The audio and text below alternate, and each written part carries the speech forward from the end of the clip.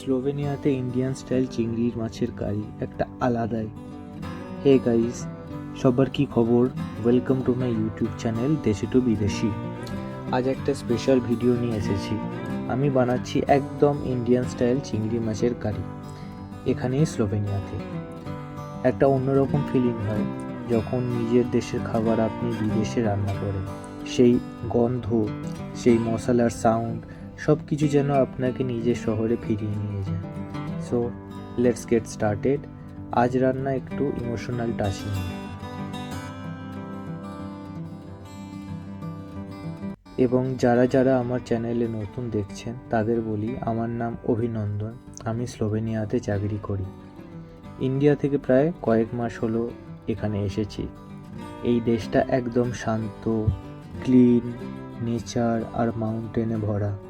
উইকেন্ডসে আমি usually explore করি, আর যেদিন ছুটি পাই চেষ্টা করি কিছু নিজের প্রিয় খাবার রান্না করা, যেন একটু নিজের কান্ট্রির ফিল পাই। আজ ঠিক ভাবলাম অনেক দিন পর একটু চিংড়ি মাছের কারি তৈরি করা যাক। চলুন আগে দেখে নিই কোন কোন জিনিস লাগবে। এখানে আমার কাছে ফ্রেশ চিংড়ি মাছ আছে, সাইজগুলো চিংড়ি মাছে দেখতেই পাচ্ছেন। তেলটা একটু গরম হয়ে যাওয়ার পর তেলের মধ্যে চিংড়ি মাছগুলোকে ভাজবো। বেশি ভাজবো না, বেশি ভাজলে চিংড়ি মাছগুলো শক্ত হয়ে যাবে, তাই অল্প লাল লাল করে চিংড়ি মাছগুলোকে ভাজবো। এবং তাছাড়াও আমি আলু নিয়েছি, আলুটাকে হলুদ নুন মাখিয়ে রেখে দিয়েছি। এবং পেঁয়াজ বাটা, আদা বাটা, রসুন বাটা, টমেটো সস, হলুদ নুন স্বাদ মতো, বাস এটুকুই, আর কিছুই না। আর গরম মশলা লাস্টে দেবো। স্লোভেনিয়াতে ইন্ডিয়ান মশলা জানেন তো পাওয়া খুব কঠিন, মানে প্রচণ্ড কঠিন। কিন্তু আমি আমার সাথে ইন্ডিয়া থেকেই সব কিছু নিয়ে। এই চিংড়ি মাছ ভাজার তেলে এখন দেবো সাদা জিরে এবং শুকনো লঙ্কা। সো যেটা বলছিলাম, স্লোভেনিয়াতে ইন্ডিয়ান মশলা এখানে সত্যি পাওয়া টাফ, কেননা ইন্ডিয়ান মশলা এখানে সেরকম পাওয়া যায় না। স্লোভেনিয়াতে পাওয়ার মাধ্যম হচ্ছে দোকান বলে একটা অ্যাপ থাকে, সেই অ্যাপ দিয়ে আমরা অর্ডার দিই, সেই জিনিসগুলো ইন্ডিয়া থেকে আসে, যেটা একটু সাধারণত কস্টলি। চলুন এখন শুরু করি। প্রথমে তো পেঁয়াজগুলো দেবো, পেঁয়াজ বাটা দেওয়ার পর ঢাকা দিয়ে রাখবো। আর আমি এর জন্য ইউজ করছি সানফ্লাওয়ার অয়েল।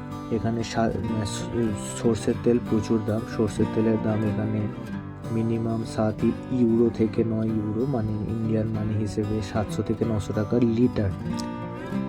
যাই হোক, পেঁয়াজগুলোকে একটু হালকা করে ভেজে নেবো, হালকা করে মানে লাল লাল করে ভেজে নেবো। আমি পেঁয়াজে একটু লবণ দিয়ে দিচ্ছি যাতে পেঁয়াজগুলো তাড়াতাড়ি সেদ্ধ হয়ে যায়। সো এরপরে আমি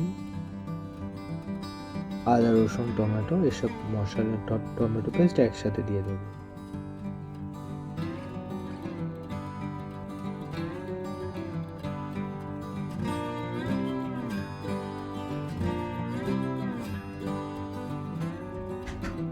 স্লোভেনিয়ার ওয়েদার এখন বেশ ঠান্ডা।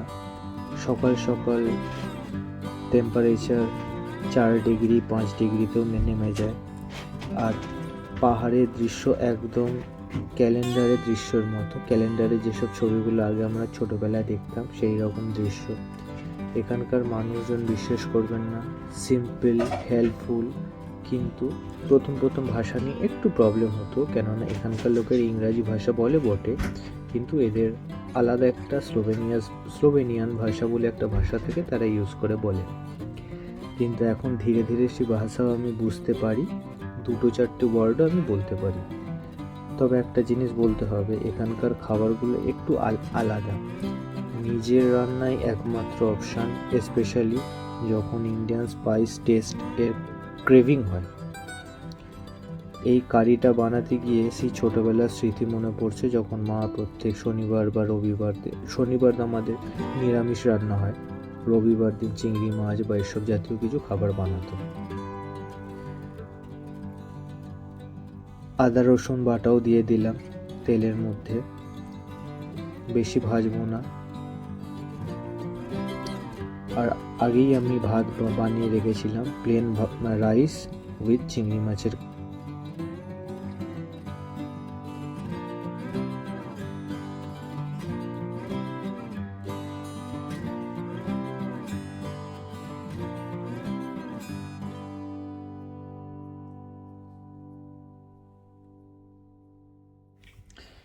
এই যে টমেটো সসটা দেখতে পাচ্ছেন, এই টমেটো সস ইতালিয়ান মেড। এটা ইন্ডিয়ান টমেটো সসের থেকে একটু আলাদা স্বাদ। এর মধ্যে কিছু মশলাপাতিও দেওয়া থাকে, কিছু হার্বস। এই যে নাম্বারগুলো দেখতে পাচ্ছেন ABCDEF, যে লেটারগুলো, এগুলো কোয়ালিটি বোঝায়। এখানকার জানেন তো এই জিনিসটা খুব ভালো, যে কোনো খাবারের মধ্যে ভালো খাবার বা কম খারাপ খাবার এগুলো লেখা থাকে। ঢাকা দিয়ে রাখার পর দেখছেন আমার মশলা থেকে, আদা রসুন পেঁয়াজ বাটা থেকে জল ছেড়ে দিয়েছে। জল তেল দুটোই। আমি একটু কম তেলই রান্না করতে বিশ্বাসী, কেননা বেশি তেল স্বাস্থ্যের জন্য ভালো নয়। যাই হোক, একটু নাড়িয়ে নেবো জিনিসগুলোকে ঠিকঠাকভাবে, দেখবো যে হ্যাঁ সেদ্ধ হয়েছে কিনা।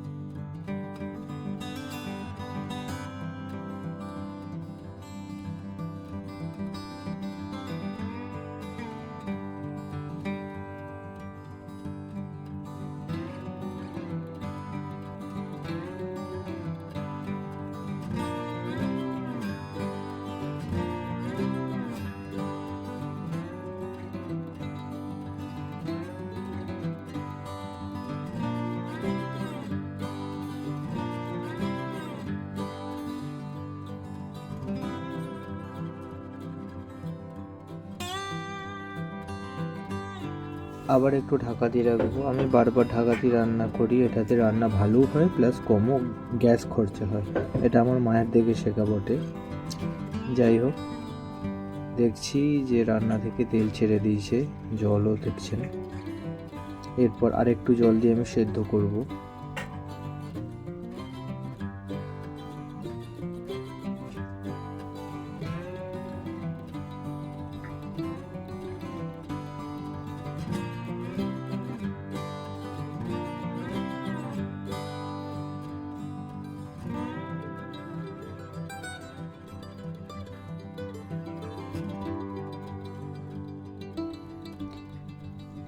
এরপর মশলাগুলো ভাজা হয়ে যাওয়ার পর আমি টমেটো সসটা দিয়ে দেবো।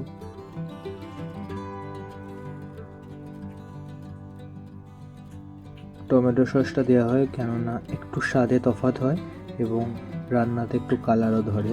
এখানে যেমন কাশ্মীরি লঙ্কা গুঁড়ো আমি ইউজুয়ালি পাই না, সো আমি টমেটো সসটা ইউজ করি। টমেটো সসটা দিয়ে একটুখানি যে জিনিসগুলো মিশিয়ে নেবো।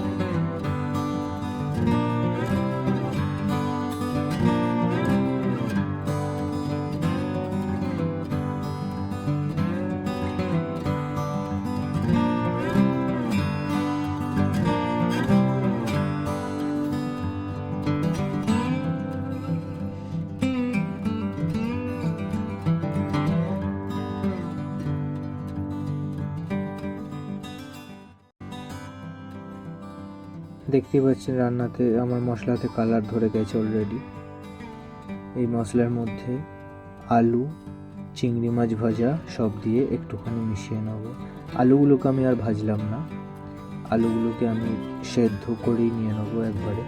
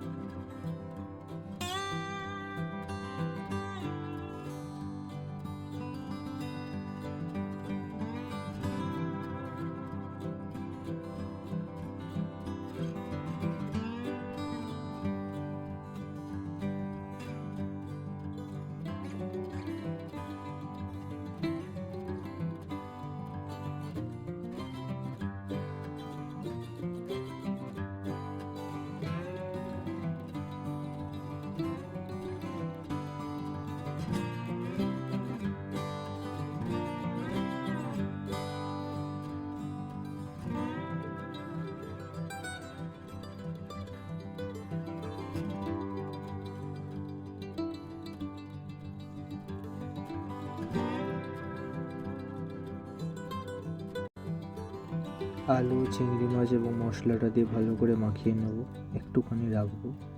একটুখানি হালকা ভাজা ভাজা হয়ে গেলে এর মধ্যে জল দিয়ে দেবো আমি।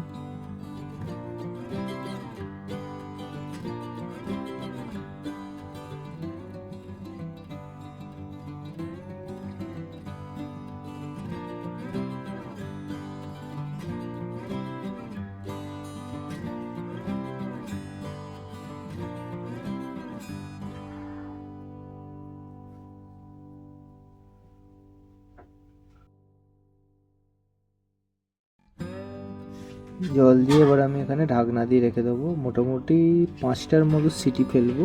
5টার মতো সিটি ওঠার পর যে আশা করি সেদ্ধ হয়ে যাবে। যাই হোক, তো বন্ধুরা, যদি ভিডিওটা ভালো লেগে থাকে একটা লাইক দিও, কমেন্ট করে জানিও কেমন লাগলো ভিডিওটা, এবং সাবস্ক্রাইব করতে ভুলো না। দেশি টু বিদেশি তোমাদেরই ইউটিউব চ্যানেল। আমি চেষ্টা করি স্লোভেনিয়ার লাইফ, ফুড আর আমার ছোট ছোট এক্সপিরিয়েন্স তোমাদের সঙ্গে শেয়ার করতে। এখানে শীত শুরু হয়ে গেছে, এখানে তো বলেইছি এখানে শীতের টেম্পারেচার সকালবেলার দিকে 3 ডিগ্রি 4 ডিগ্রি এরকম টেম্পারেচার হয়। যাই হোক, সকলে ভালো থাকবেন, সাবধানে থাকবেন, সুস্থ থাকবেন। আবার দেখা হবে নতুন একটি ব্লগে। ধন্যবাদ।